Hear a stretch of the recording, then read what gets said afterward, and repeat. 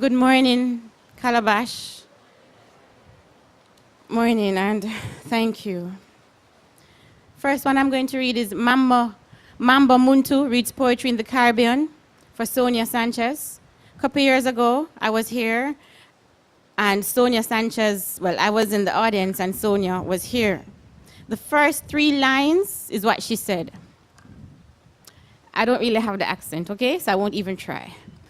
The sea greets me, but I feel too the pain. Let me turn my back instead of a face to the sea of the Caribbean. And the sea echoed and swelled as she read.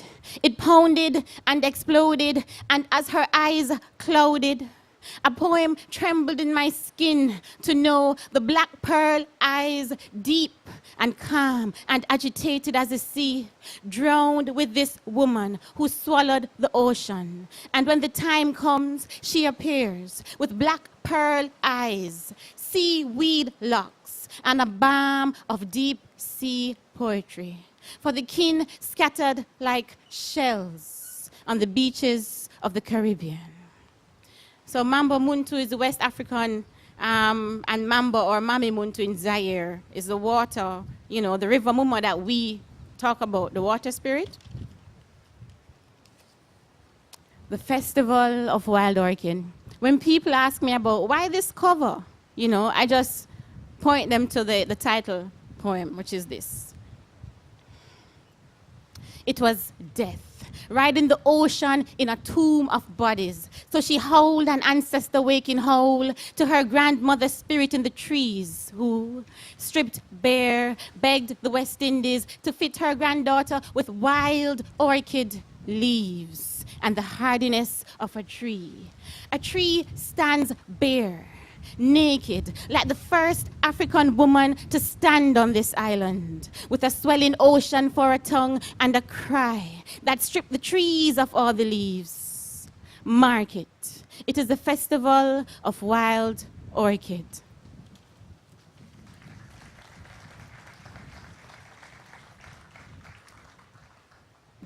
Big up, Azika. All right, grandmommy. Grandmommy's mommy was a Puerto Rican. And as grandmommy say, her daddy was a true blood Coromantin man.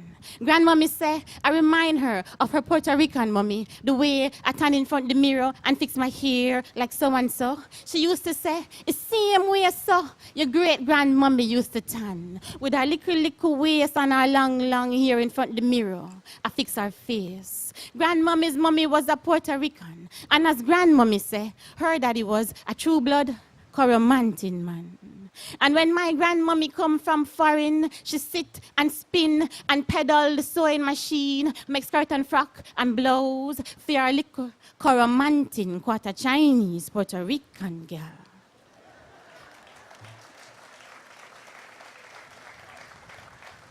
So that's one of my grandmothers. This is the other one. Request. You'd stand in front of the stove and make michang, boiling the sugar with some lime juice for 2 hours till it's a sticky syrup. Then you'd pour it on the bed of Rice Krispies and roll up into peanuts laid out on the grease paper beach. You'd wait for it to set, then cut it into squares. My daughter Kayla loves Rice Krispies treats, which tries to replicate but doesn't. Marshmallow alone isn't enough to compensate for the loss of peanuts. I know it doesn't always set, but Grandma, Popo, can you make me chang? Kayla hasn't tasted it yet.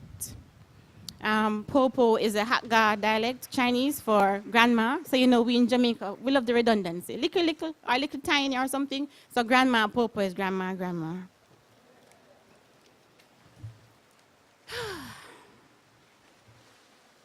At the karaoke bar, 21st Century Hotel, I have to big up a couple people.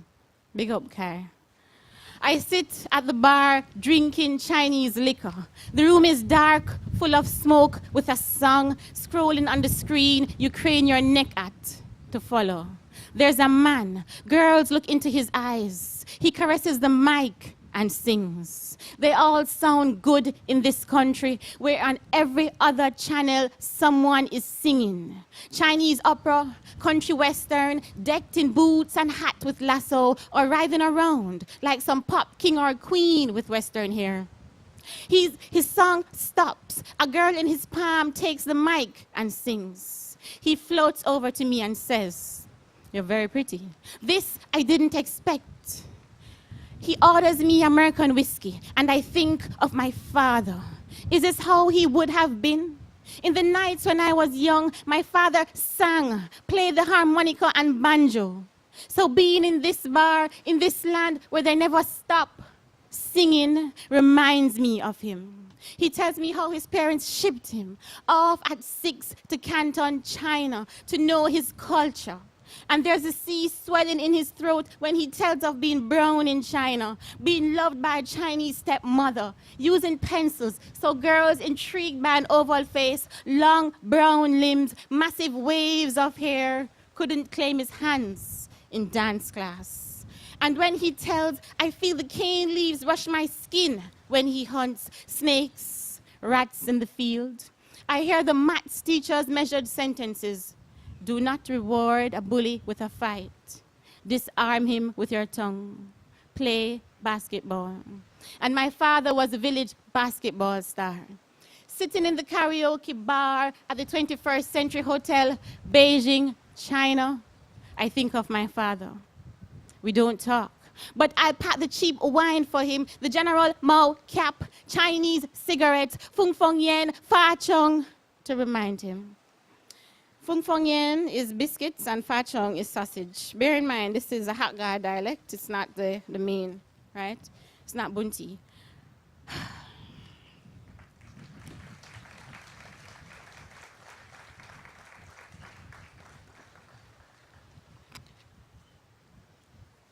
Brother,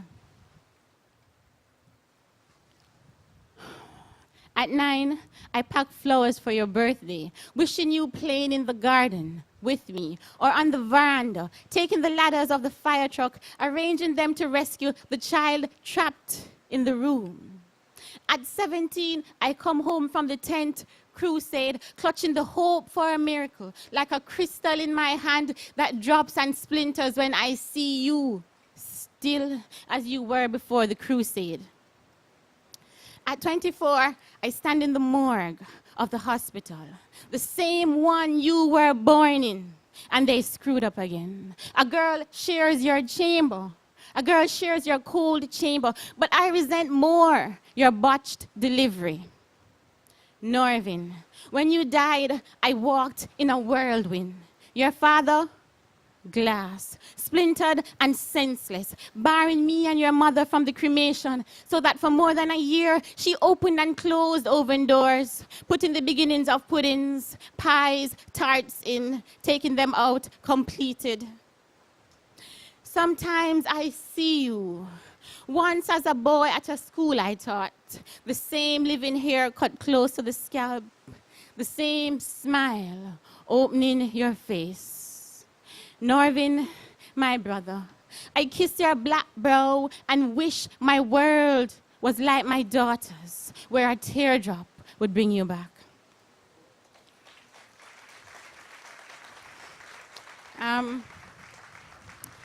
For that one, I think I need to thank two people.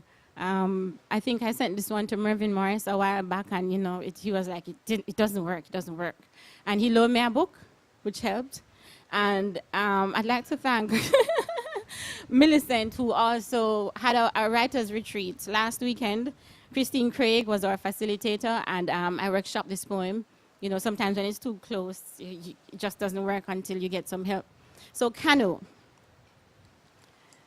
There's a scar on my hand, and boy, I hope it don't fade away too much. I want it to stay. I like this scar. The scar on my hand is a tattoo of the western tip of Jamaica when a tiny canoe was on its way across to the coastline, backdropped by a silhouette of forest with coney, iguana, the spirit trees of guava, and a tiny woman on a cotton hammock with a tino and his canoe heavy on her mind. Scale. So I have a little girl, her name is Kayla, and she loves fish, right?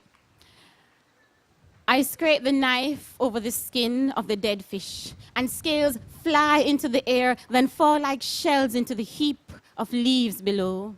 But they are not shells, they are layers, snippets of pictures that as I scale are set in motion like a reel. Each scale part of a scene, a Taino's blood draining down to the leaves, a bought African struck down to her knees. Each scale part of the ocean, of the sea that brought me here by the heap, scaling fish on this red hills. This one is Edna. Edna Manley, as we Jamaicans know, was the wife of one of the fathers of Jamaica, right? One of our heroes, Norman Manley, and the mother of one of our prime ministers, Michael Manley. So this is what happened when I went to Nomney, or after I went to Nomney, her house. The first time I went to Nomney, I took some shrubs and stuck them in my grandmother's garden. She loves flowers like you did, or do you still in that world? I should have asked the air for them before I plucked the yellow faces, but I thanked you in whisper as we tucked them in a new bed. And I told my grandmother the things I saw, the pine tree you molded a love seat in. I told her of the azaleas, the rose bed, the driveway that was a walk in the woods littered with pine cones, like an English scene in the Blue Mountains, your summer retreat from Drumblair. I told her of the pictures. I saw Michael's rippled chest and that handsome smugness holding a swimmer's trophy. And Grandma, they looked happy. Two simple people nestled on a step. I find myself standing in your study again, the workshop really, where I imagine you shaped the heads of horses and wooden rainbows sometime after you woke and opened the window out to a blue mountain morning.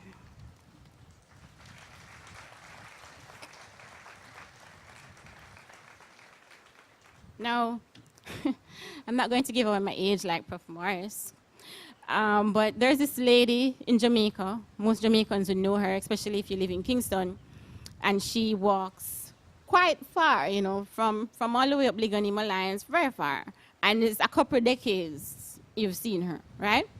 So it's called Rose. The first line is a quote. Light flushed its crimson like an obscene rose. Derek Walcott, Another Life. You were statuesque above the rest in stilettos, perfect punctuation, innuendos. Rose who swirled to a love that one day slowed to a betrayer's metronome. Oh, why didn't you make from those strewn petals a new ground sweeping, head turning, crimson gown so dazzling? He, not you, would be the one these 3 decades snaking traffic from Ligoni to Malines, begging with perfect punctuation, innuendos, a head of gray and arthritic bones. Mrs. Morrison, I see you there smiling at me and I get distracted, you know? Scarface.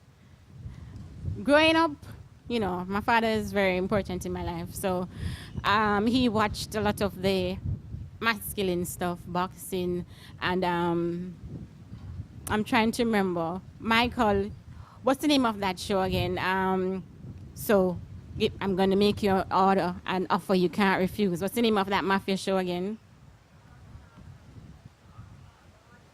Yes, Godfather, right? So I grew up watching Godfather a lot.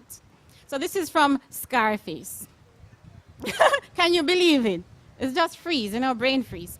Scarface is a hero on the walls of the shopballer stars' thug mansions in America. The hero of the dancehall lyricist chanting the story of the Don man rising from the gully banks in Jamaica. The hard-faced reject of the revolution who plots his glory while sipping champagne that overflows like rivers of money. Is the Don for the liquor man born from nothing, the reality from which DJs chant.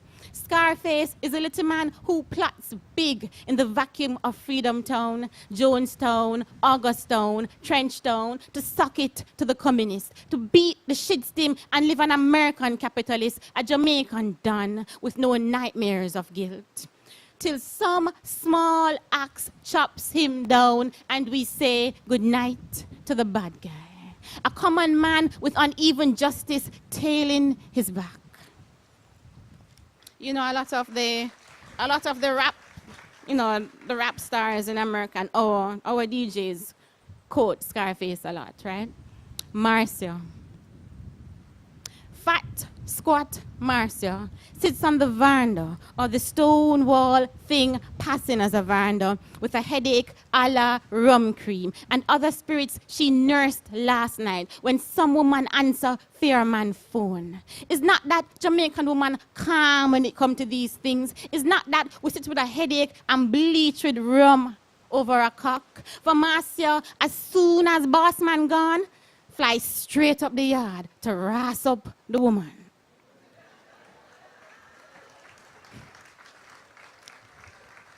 The dance, 1986. Jerk, smoke, expectation, the scent of the night. The big box booms and the stars wash their faces to stay up for the dance. The cool and deadly queen reigns in the court. Her red riding hips rub and dub the man who winds her on the wall. The trunk of a tree, oblivious. Young eyes steal from sleep to let it in.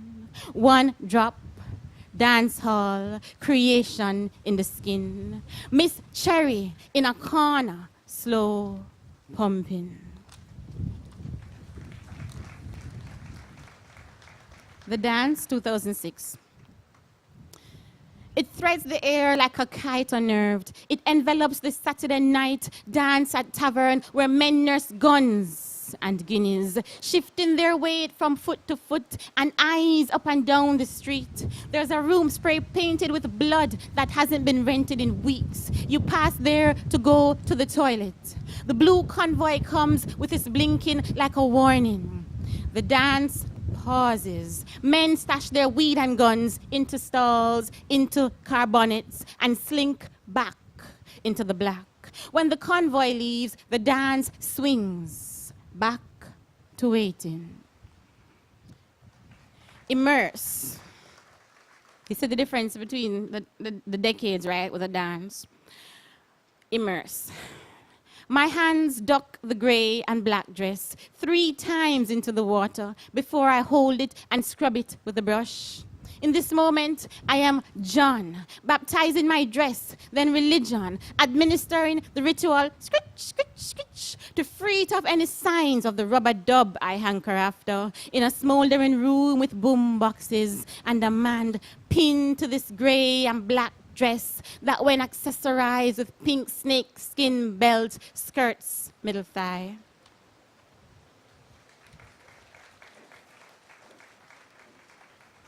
All right, violet blue. Your violet blue skin, your purpose centers did such violence to the evening, such violence to me that it stays in the street of these lungs, the halls of these eyes, the grooves of my tongue. It stays like the broken heart strains of a guitar, the tale of evening, the S twirling and swirling from the cigarette with silent violet blue undertones. I travel the same road to see you, silent, violent, violet blue.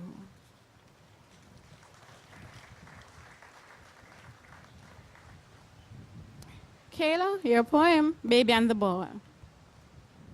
This was when Kayla was 9 months old. It was just a ball in the air. But by the way baby cheered, you'd think I'd put on a show, like a clown in a big red bow with a sidekick and a water gun who'd round and round a circle run. But it was just a ball I'd now and then let fall, though you'd think it was some feat like walking upside down through teeth, singing, oh, the grand old Duke. Wasn't a parachute with a G.I. Jane or the first drops of rain while my baby squealed and laughed and peeled. It was just a ball. I bounced on the wall. But her mirth was so complete, I marveled at the feet of my baby in awe, goggle-eyed, enthralled. A role reversed. I the babe, she the bouncing boy. All right. 2 more. through a window. It's raining. Kayla's clothes are on the line, various shades of pink. The tire swing glistens and rain plays on the green slide. I see it trickling down and wonder if it's making a wee sound like Kayla on the slide, who now sleeps under a purple, pink, and white blanket as the rain outside drums and taps on what it can. Roofs, pails, banana leaves, cocoa, coconut trees, lychee, ackee leaves, and a sea of wild grass. The Hayden mango tree in the yard behind us blackens from the rain, and I remember how I'd put Kayla at 2 over the fence, then step over so she could play and play with her friend. The rain tells me that friendship is a place.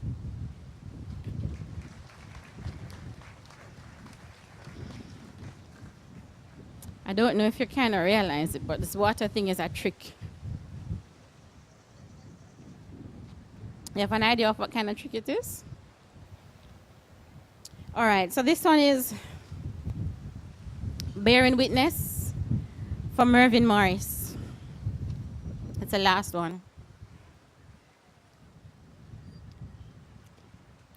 You search the still water of memory. Examine the life caught in the Seine. The first day you saw him, he was standing in your class. No, you were sitting in his. The man who conjured a pond in your exams. No, he conjured that pond long before you came to know how poetry stands, travels far, borrows deeply. So the first day I saw him, I was in his class. The man whose father died and his mother cried and her tears were his and my eyes opened wide. His white beard would jab the corner before his blue jeans, doctor's shirt, and the stars in his eyes seized the room. Pinned by his baritone that dipped to bass like a bucket, plunged deep into the continent of Mervyn, then surfacing, brimming with laughter. And the class on the edge would draw near as he led us down the dark red lanes of Martin Carter. Sat with us around the singer sewing machine Goodison identified with her mother. And we eavesdropped with him as he eavesdropped with Senior, gardening in the tropics. He'd use Bayram to clean the Mikey Smith cassette head so we'd see the Legba walking, Orange Street fire talking man them kill with a stone on Stony Hill. And him plug that radar stuck in a jean Binta Breeze head into Fiwi and walk we on the street with Oko, Linton, Muta with him patty pan. And the class on the edge would draw nearer as he drew nearer to Miss Lou. And we peered into the pool of Caribbean poetry. And it was Mervyn Morris who inflicted the love pangs of John Donne, W.B. Yeats upon us. He brought life, pouring out from the depths of souls to his class that is not and was never contained on the Mona campus. He was already poet laureate. His progeny, many.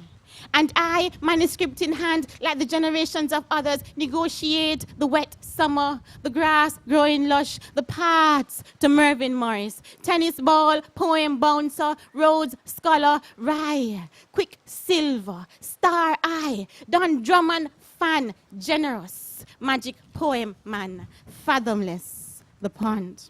So how do you bear witness? You search the water. Examine the life in the Seine, recommit every detail, then slip them back in, then roll your world back up to a scroll, unfold it, breathe, begin. Thank you.